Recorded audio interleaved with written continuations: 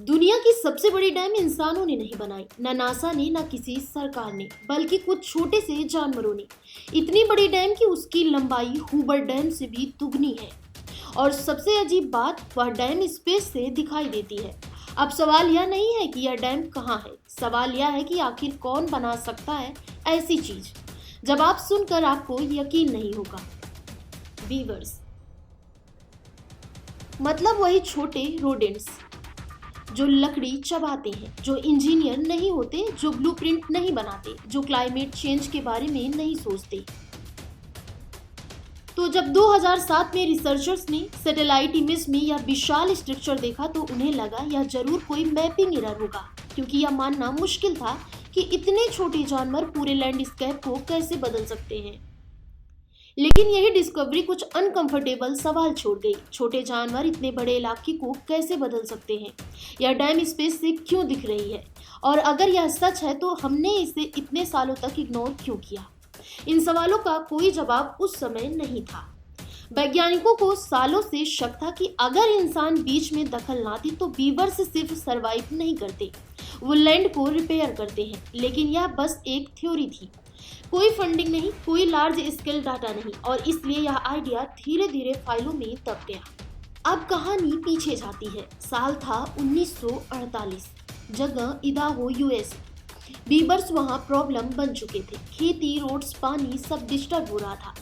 तो सरकार के पास दो ऑप्शंस थे, मार दो या कहीं और भेज दो। उन्होंने दूसरा ऑप्शन चुना, लेकिन तरीका अजीब था। बीवर्स को लकड़ी के बक्सों में बंद किया गया और हवाई जहाज से जंगलों में गिराया गया, पैराशूट के साथ। उस वक्त किसी को नहीं पता था कि इसका असर क्या होगा। और फिर पूरे 70 साल तक कोई देखने वापस नहीं गया। फिर आया मॉडर्न सैटेलाइट इरा। नासा साइंटिस्ट लैंड, वाटर और क्लाइमेट पैटर्न देख रहे थे। तभी उन्हें कुछ अजीब दिखा।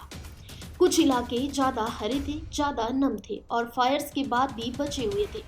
जब उन्होंने डाटा मैच किया तो एक चीज कॉमन निकली, उन इलाकों में बीवर्स मौजूद थे। यहीं से नासा ने सीरियस होना शुरू किया। नासा और इकोलॉजिस्ट ने जब स्टडी की तो नतीजे शॉकिंग थे। बीवर वाले इलाके 30% ज्यादा प्लांट डिवर्सिटी, ज्यादा ग्राउंड वाटर स्टोरेज, फ्लूड में कंट्रोल और वाइल्ड वायर्स में नेचर बैरियर। एक सिंगल बैरियर डैम में 70,000 क्यूबिक मीटर पानी जमा था। सोचिए, यह 1600 हॉकी रिंग्स जितना पानी है, बिना किसी प्लानिंग के, बिना किसी खर्च के। बीवर्स रिवर्स को रोकते नहीं हैं, वे उन्हें स्लो करते हैं। उनकी डैम लीक करती है जानबूझकर। पानी फैलता है, मिट्टी सोख करती है, वेटलैंड्स बनते हैं, और वेटलैंड फूड को रोकते हैं, कार्बन स्टोर करते हैं और आग को फैलने से रोकते हैं। यही काम इंसान अरबों खर्च करके करता है। वीवर्स कोई न्यूसेंस नहीं है, वे क्यूट एनिमल्स भी नहीं है, वे हैं इकोसिस्टम इंजीनियर्स। बिना प्लानिंग, बिना इंटेंशन वे वही कर रहे हैं जो क्लाइमेट एक्सपर्ट्स चाहते हैं। इसलिए आज बीवर्स को प्लेन से नहीं गिराया जाता है, उन्हें प्रोटेक्ट किया जाता है, रिलोकेट किया जाता है और केयरफुली स्टडी किया जाता है, क्योंकि कभी कभी नेचर को ठीक करने का सबसे अच्छा तरीका उसे काम करने देना होता है।